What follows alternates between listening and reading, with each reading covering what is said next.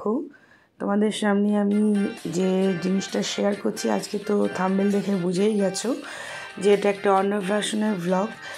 এই অন্নপ্রাশনটা হচ্ছে আমার ছোটো নন্দায়ের ভাইয়ের ছোটো মেয়ের অন্নপ্রাশন। তো আমরা গেছিলাম বালিতে। তো আমি কি গিফট কিনেছি সেটা তোমাদের সঙ্গে ফার্স্ট শেয়ার করলাম। তো দেখতেই পাচ্ছ যে রূপোর চেন আর সাথে বজরংবলীর ছোট্ট লকেট দিয়ে গিফটটা কিনেছি।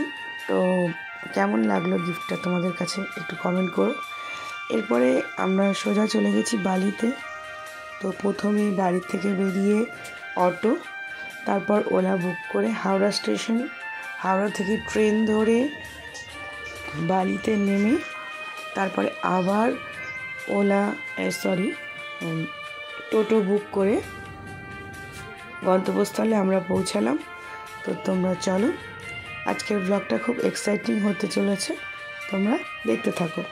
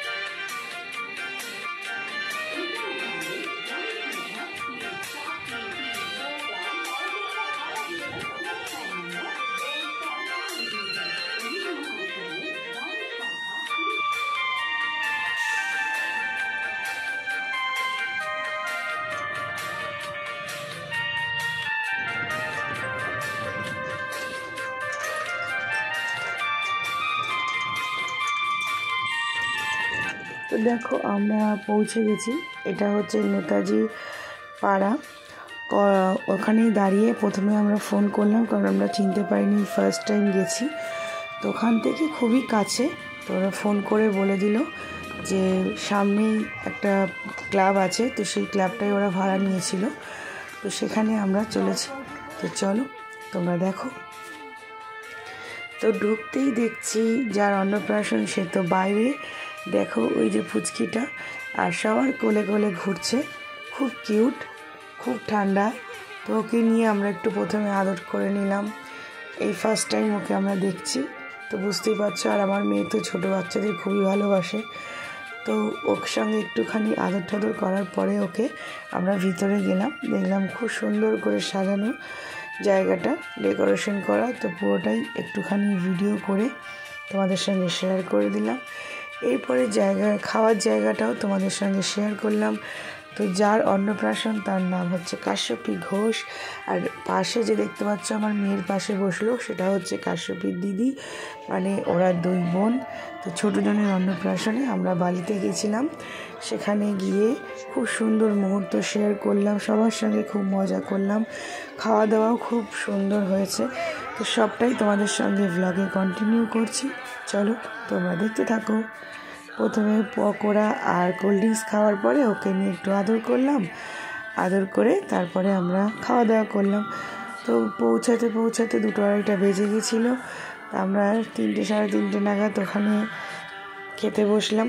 খাওয়া দাওয়ার পরে ওখানে একটু ঘুরে, ওদের বাড়িতে ঘুরে, পার্কের পাশে পার্ক ছিল, সেই পার্কে আমার মেয়ে একটু দোলনা চড়লো।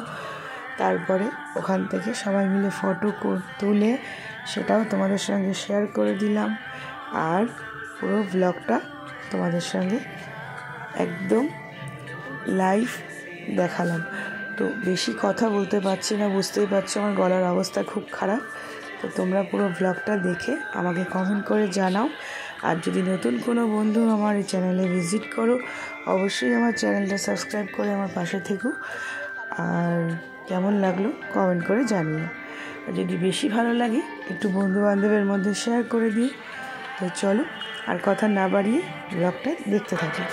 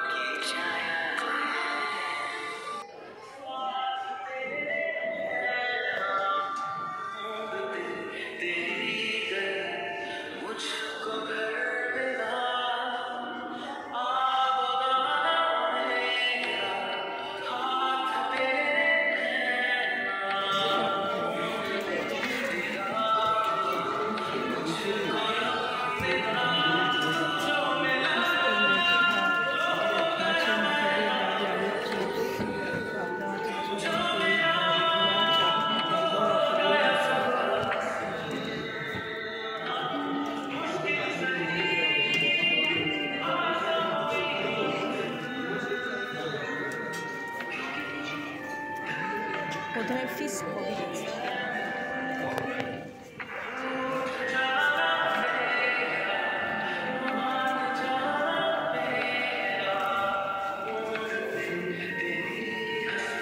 অল্প একদম